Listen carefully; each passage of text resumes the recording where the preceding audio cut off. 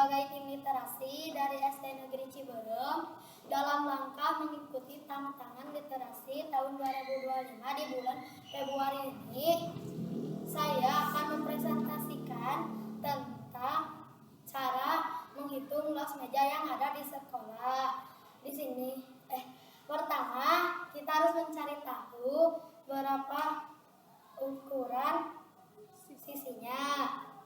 Di sini saya menggunakan meteran kain untuk mengukur meja.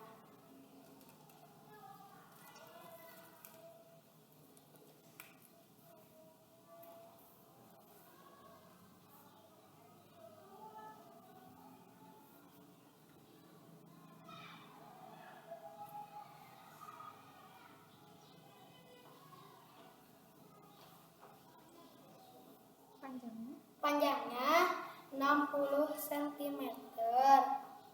Karena mejanya persegi, ukurannya sama. Di sini saya membuat laporan.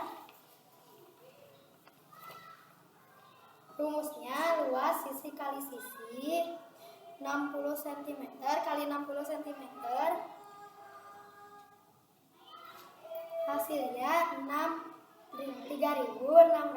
cm persegi.